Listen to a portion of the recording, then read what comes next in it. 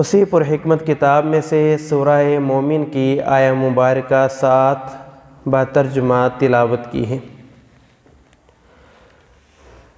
گزشتہ خطبہ جمعۃ المبارک کا خلاصہ یہ ہے کہ اللہ رب العالمین کی عبادت کے لیے، نماز کے لیے جو شخص وقت نکالتا ہے اور پورے اہتمام کے ساتھ سنت کے مطابق مسجد میں آ کر باجماعت پہلی صف میں امام کے قریب کھڑے ہو کر نماز ادا کرتا ہے، ایسے شخص کے لیے اللہ رب العالمین معافی کا اعلان کرتے ہیں اور اللہ کے فرشتے اس بندے کے لیے اللہ سے رحمت اور مغفرت کی دعا کرتے ہیں۔ اور یہ لوگ بڑے خوش نصیب ہوتے ہیں کہ جنہیں اللہ تعالیٰ کے فرشتوں کی دعا مل جائے۔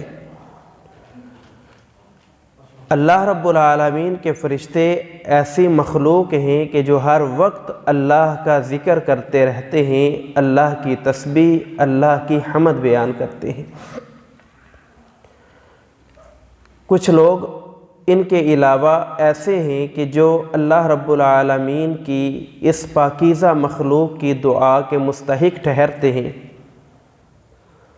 ان میں سے ایک وہ شخص ہے کہ جو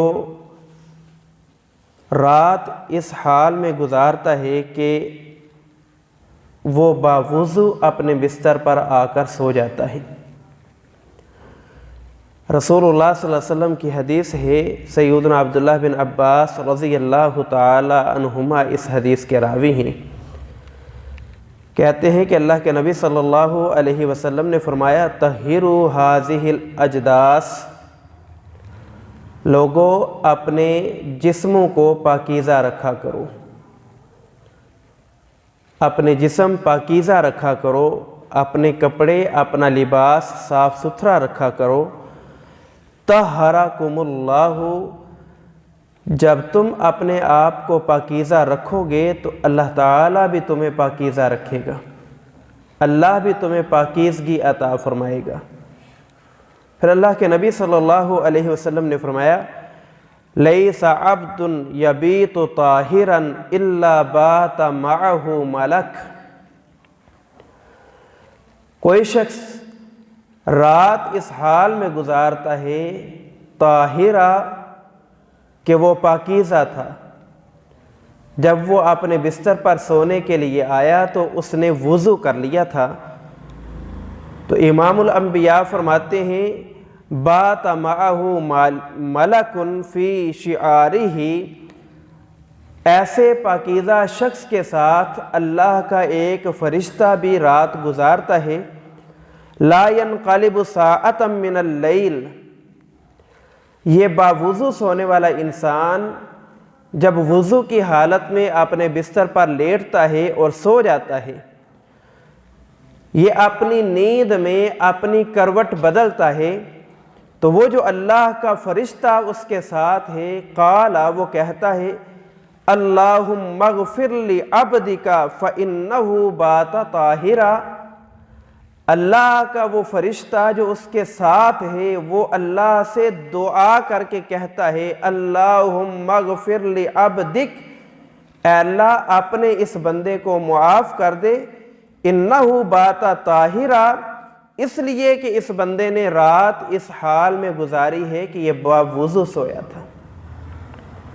تو باوضو سونے والا انسان جب باوضو اپنے بستر پر لیٹتا ہے تو گویا اس کا رات کا سونا بھی اللہ کی عبادت بنا دیا جاتا ہے، اور اللہ کے مقرب فرشتے اس بندے کے لیے بخشش اور مغفرت کی دعا کرتے ہیں۔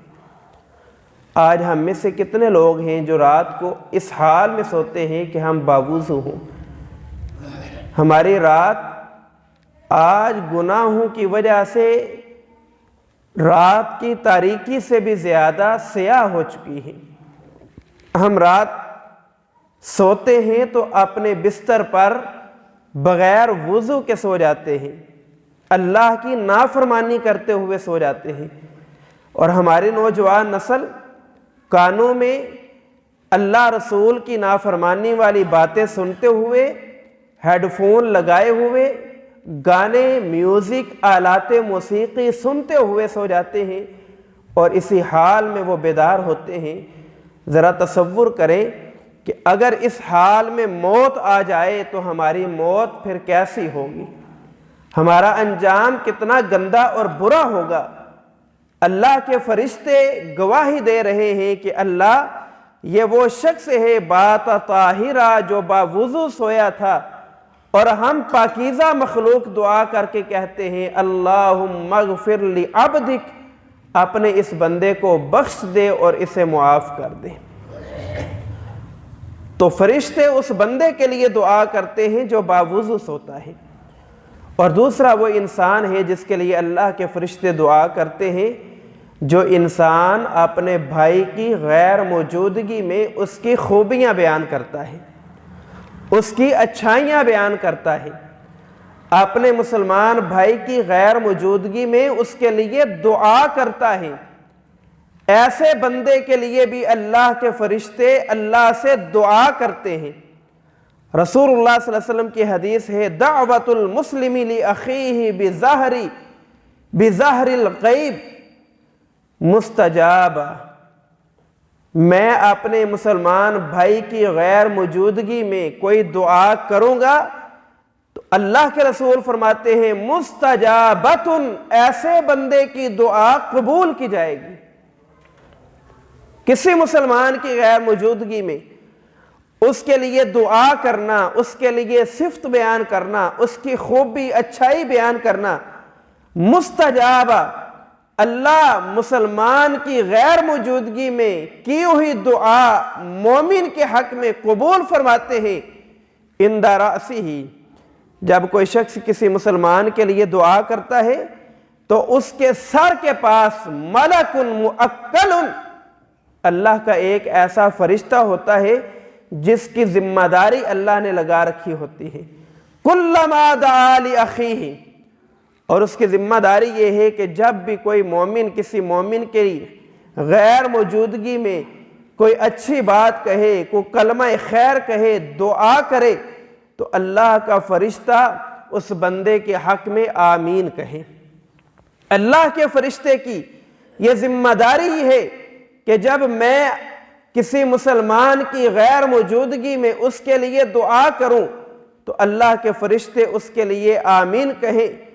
اللہ کے فرشتے ہی صرف آمین نہیں کہتے، وَلَكَ بِمِثْلِ، اللہ کے فرشتے یہ بھی دعا کرتے ہیں اے مومن کے لیے دعا کرنے والے، جو دعا تو مومن کی غیر موجودگی میں کر رہا ہے ہم اللہ سے تجھے بھی وہی مانگ کے دے رہے ہیں کہ اللہ اسے بھی وہی خیر اور بھلائی عطا فرما جو اپنے مسلمان بھائی کے لیے تجھ سے مانگ رہا ہے۔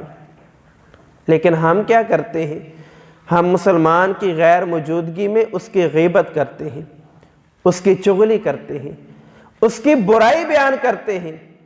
ایک مسلمان کی کمزوری مل جائے پورے شہر میں اس کمزوری کو نشر کر دیتے ہیں کہ فلاں مومن میں یہ خامی اور یہ کوتاہی کمی موجود ہے، جبکہ قرآن کیا کہتا ہے؟ اللہ فرماتے ہیں یا ایھا الذین آمنوا اجتنبوا کثیرا من الظن، اہل ایمان کسی مومن کے بارے میں برا گمان نہ کرو کہ فلاں شخص برا ہے، فلاں شخص گندا ہے، فلاں شخص کا کردار ایسا ہے، کسی کے بارے میں برا گمان نہ رکھو۔ اجتنبوا کثیرا من الظن، برا گمان نہ رکھو، ان بعض الظن اسم، کیونکہ برا گمان رکھنا، بری سوچ کسی مومن کے بارے سوچنا یہ گناہ ہے۔ ان بعض الظن اسم، یہ گناہ ہے۔ ولا تجسسوا، کسی مسلمان کی ٹو نہ لگاؤ، اس کی مخبری نہ کرو، اس کی عیب نہ ٹٹولو، اس کی کمیاں کوتاہیاں مت تلاش کرو۔ اللہ فرماتے ہیں ولا یغتب بعضکم بعضا، کوئی مومن کسی مومن کی غیبت بھی نہ کرے، کوئی مومن کسی دوسرے مومن کی غیبت نہ کرے۔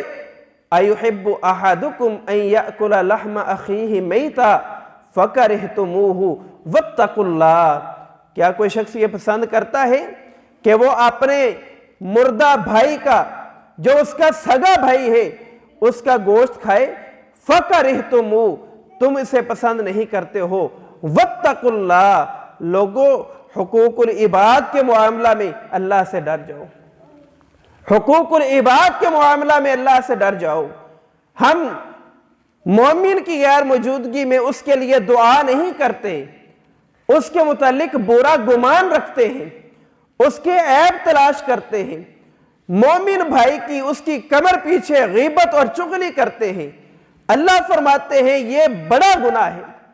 اور رسول اللہ صلی اللہ علیہ وسلم کی حدیث ہے، آپ نے فرمایا کعبۃ اللہ کو، بیت اللہ کو مخاطب کیا، فرمایا اے اللہ کے گھر، اے بیت اللہ، تیری عزت بہت زیادہ ہے، تیری تکریم بہت زیادہ ہے، تو مومنوں کے ہاں، مسلمانوں کے ہاں بڑا عظیم مقام والا گھر ہے، لیکن ایک بات یہ ہے والذی نفس محمد بیدی، مجھے اس اللہ کی قسم ہے جس کے قبضہ قدرت میں میں محمد الرسول اللہ صلی اللہ علیہ وسلم کی جان ہے، لحرمت المؤمن اعظم عند اللہ حرمت منک، اے بیت اللہ تیری عزت بہت بلند ہے، لیکن تجھ سے بڑھ کر ایک مومن کی عزت ہے، ایک مومن کا احترام ہے، تجھ سے بڑھ کر ایک مومن کی عزت کرنا دوسرے مسلمان پر لازم ہے۔ اور بیت اللہ کی حرمت کتنی زیادہ ہے، اللہ کے نبی صلی اللہ علیہ وسلم نے فرمایا بیت اللہ میں کسی جانور کا شکار کرنا تو دور کی بات ہے، وہاں پہ کوئی شکاری جانور بھی نظر آ جائے، حدود اللہ میں، بیت اللہ میں، اللہ کی شعائر میں کسی مومن کو اتنی بھی اجازت نہیں کہ وہ اشارہ کر کے دوسرے مومن سے کہے کہ وہ دیکھو سامنے شکار کھڑا ہے۔ شکار کی طرف بیت اللہ میں اشارہ کرنے کی بھی اجازت نہیں ہے، اتنی عزت اور حرمت ہے بیت اللہ کی، لیکن اس سے بڑھ کر عزت اور حرمت ہے ایک مومن کی۔ اور اللہ کے رسول قسم اٹھا کر کہہ رہے ہیں والذی نفس محمد بیدہ، مجھے اس اللہ کی قسم ہے جس کے قبضہ قدرت میں میری جان ہے، بیت اللہ سے بڑھ کر مومن کی عزت اور حرمت ہے، لیکن ہم دعا نہیں کرتے، مومن کی کمر پیچھے اس کی غیبتیں کرتے ہیں، اس کی چغلیاں کرتے ہیں، اس کی برائیاں کرتے ہیں۔ ہم اہل الحدیث ہیں، داڑیاں ہماری بڑی بڑی ہیں، شلواریں ہمارے ٹخنوں سے اوپر ہیں، اور ہم توحید کا دعویٰ کرنے والے ہیں، مسائل میں لوگوں سے ہم سینگ پھنسا لیتے ہیں، کسی کو آگے نکلنے کی اجازت نہیں دیتے، لیکن جب حقوق العباد کی باری آتی ہے، جب مومنوں کے حقوق کی باری آتی ہے، پھر ہماری داڑیاں بھی غائب ہو جاتی ہیں، ہماری توحید بھی غائب ہو جاتی ہے، ہماری سنت بھی غائب ہو جاتی ہے۔ کہتے ہیں فلاں خطیب ایسا ہے، فلاں نمازی ایسا ہے، فلاں مومن ایسا ہے، فلاں مسلمان ایسا ہے۔ اللہ کے نبی صلی اللہ علیہ وسلم نے فرمایا غیر مومن کی غیر موجودگی میں اس کے حق میں دعا کیا کرو، جو تم دعا کرو گے جواب میں اللہ کے فرشتے آمین کہیں گے، صرف آمین ہی نہیں کہیں گے بلکہ اللہ سے تمہارے لیے بھی وہ مانگیں گے جو تم اپنے دوسرے مسلمان کے لیے مانگ رہے ہو۔ پھر اللہ کے نبی صلی اللہ علیہ وسلم نے فرمایا کہ جب کوئی مومن بیمار ہو جائے تو اس کی عیادت کیا کرو، اس کی عیادت کیا کرو، اور جب تم اس کی عیادت کرنے کے لیے جاؤ گے اِلَّا اتَّبَعَ اللَّهُ، جب تم اس کی عیادت کے لیے جاؤ گے اللہ تعالیٰ اس کی عیادت کرنے کی وجہ سے تمہارے لیے 70,000 ملکہ 70,000 فرشتوں کی ڈیوٹی اور ذمہ داری لگا دیں گے، یصلون علیہ، جب تم تیمارداری کرنے جاؤ گے 70,000 فرشتے صبح سے لے کے شام تک، شام سے لے کے صبح تک ہمارے حق میں دعا کرتے رہیں گے۔ ہم مسلمان کی عیادت کے لیے نہیں جاتے، ان کا تعلق حقوق العباد کے ساتھ ہے۔ ہماری غمی خوشی پہ کوئی مومن نہ آئے، ساری زندگی یاد رکھتے ہیں، اور جیسے ہی موقع ملے اسے تانا ضرور دیتے ہیں کہ تو ہماری غمی خوشی میں شریک نہیں ہوا تھا۔ وہ شریک نہیں ہوا، ہم کہاں شریک ہوئے ہیں؟ ہم نے کہاں اس کی عیادت کی ہے؟ ہم نے کہاں اس کی تیمارداری کی ہے؟ اللہ فرماتے ہیں میں بیمار تھا تو میری تیمارداری کرنے کیوں نہیں آیا؟ بندہ کہے گا اللہ تو بیمار؟ فرمایا ہاں، میرا فلاں مومن بندہ بیمار تھا تو اس کی تیمارداری کے لیے آتا، تو اس کی عیادت کے لیے آتا، تو وہاں مجھے موجود پاتا۔ معنی یہ ہے کہ ایک مومن کا دوسرے مومن پر یہ حق ہے کہ وہ بیمار ہو جائے، اس کی تیمارداری اور اس کی عیادت کے لیے جائے۔ حق المؤمن علی المؤمن ست، ایک مومن کے دوسرے مسلمان پر 6 حق ہیں۔ ان 6 حقوق میں سے ایک حق یہ ہے کہ جب کوئی مومن بیمار ہو جائے اس کی عیادت کے لیے جائے، اس کی تیمارداری کے لیے جائے۔ لیکن یہ احساس ہمارے اندر سے ختم ہو گیا۔ ہم اپنے لیے تو سوچتے ہیں لیکن دوسرے مسلمانوں کا، دوسرے مومنوں کا بھلا نہیں سوچتے، ان کی بھلائی اور ان کی خیر نہیں سوچتے۔ یہ حقوق العباد ہیں۔ اللہ کی رحمت ہو، اللہ کی مرضی ہو، اللہ چاہے اپنے حقوق معاف کر دے، لیکن اللہ تعالیٰ بندوں کے حقوق معاف نہیں کرے گا جب تک بندہ اپنے حقوق معاف نہیں کرے گا۔ تو مومن کی عیادت کرنا، مومن کی تیمارداری کرنا یہ لازم اور ضروری ہے۔ پھر اس کے ساتھ دوسری بات بھی ہے کہ جب ہم مومن کی عیادت کے لیے جائیں تو اس کے لیے دعا کریں، اس کے لیے کلمہ خیر کہیں۔ لیکن ہم مومن کی عیادت تو دور کی بات ہے، اگر کسی فوتگی پہ چلے جائیں، کوئی عزیز فوت ہو جائے، وہاں ہم قصے چھیڑ کے بیٹھ جاتے ہیں، وہاں ہم برائیاں بیان کرنا شروع کر دیتے ہیں، اور اتنی برائیاں بیان کرتے ہیں کہ بسا اوقات مرنے والا بھی ان برائیوں کی لپیٹ میں آ جاتا ہے، ان باتوں کی لپیٹ میں آ جاتا ہے۔ مرنے والا فلاں گناہ کا عادی تھا، مرنے والا فلاں گناہ بھی کرتا تھا، مرنے والا فلاں گناہ بھی کرتا تھا۔ اللہ کے نبی صلی اللہ علیہ وسلم نے فرمایا جب تم عیادت کے لیے جاؤ، اذا حضرتم المریض او المیت، جب تم کسی مریض کی عیادت کے لیے جاؤ یا کسی میت والے گھر جاؤ، فقولوا خیرا، تو اس کے لیے اچھی بات کہو، اس کے لیے کلمہ خیر کہو۔ فإن الملائکۃ، جب تم میت کے پاس کھڑے ہو کر، جب تم مریض کے پاس بیٹھ کر بات کرو گے، کلمہ خیر کہو گے، اچھی بات کرو گے، جو اللہ کے فرشتے ہیں یؤمنون علی ما یقولون، جو تم باتیں کہہ رہے ہو ان باتوں پر آمین کہیں گے۔ مریض کے پاس بیٹھ کر اچھی بات کرنا آمین کا سبب ہے۔ اگر ہم مریض کے پاس بیٹھ کر بری بات کریں گے، فرشتے آمین کہیں گے، بتائیں اس کا نقصان کر رہے ہیں، ساتھ اپنا بھی نقصان کر رہے ہیں۔ اللہ کے فرشتے آمین کہتے ہیں تیمارداری کرنے والے کے لیے بھی، اور جو مریض کا، جو میت کا جنازہ ادا کرنے کے لیے جاتا ہے اس کے لیے بھی۔ فقولوا خیر، مریض کے پاس بھی اچھی بات کرو، اور جب میت کے گھر جاؤ تو جو میت کی اچھائیاں ہیں، میت کی خوبیاں ہیں، وہ بیان کرو، تاکہ اللہ رب العالمین کی رحمت نازل ہو، اللہ کے فرشتے آمین کہہ سکیں۔ پھر اللہ کے نبی صلی اللہ علیہ وسلم نے فرمایا جب بھی بات کرو تو اچھی بات کرو، خیر کی بات کرو، بھلائی کی بات کرو۔ یہ حدیث ہم علماء کے حوالے سے سنتے ہیں، لیکن اللہ کے نبی صلی اللہ علیہ وسلم کی اس حدیث پر جب ہم تدبر کریں تو یہ حدیث علماء کے لیے خاص ہے اور عوام کے لیے عام ہے۔ تخصیص کے ساتھ اس حدیث میں علماء شامل ہیں، لیکن معموم کے ساتھ، عموم کے ساتھ آپ لوگ بھی شامل ہیں، لیکن ہم نے کبھی اپنے آپ کو اس صف میں کھڑا ہی نہیں کیا۔ ہم نے ایک فصیل قائم کر دی ہے کہ یہ علماء ہیں اور یہ عوام ہیں۔ اللہ کے نبی کی حدیث ہے ان اللہ و ملائکتہ، ان اللہ و ملائکتہ و اہل السماوات والارضین، اللہ تعالی اور اس کے فرشتے اور زمین اور آسمان کی ساری مخلوقات، اللہ تعالیٰ اس کے فرشتے، زمین اور آسمان کی ساری مخلوقات، حتی النملہ، یہاں تک کہ اپنی بل میں بیٹھی ہوئی ایک چونٹی بھی کیا کرتی ہے، حتی الحوت، یہاں تک کہ پانی کی تہ میں مچھلیاں بھی، لَيُسَلُّونَ، درود و سلام بھیجتے ہیں، یعنی کہ خیر و برکت کی دعا کرتے ہیں۔ خیر و برکت کی دعا کی جاتی ہے کس کے لیے؟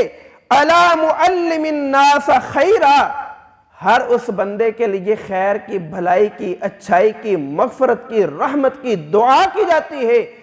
عَلَى مُعَلِّمِ النَّاسَ خَيْرًا، جو لوگوں کو اچھی بات سکھاتا ہے، جو لوگوں کو اچھی بات سکھاتا ہے، جو لوگوں کو نیکی کی طرف لے کر آتا ہے، جو امر بالمعروف نہی عن المنکر کا فریضہ سر انجام دیتا ہے۔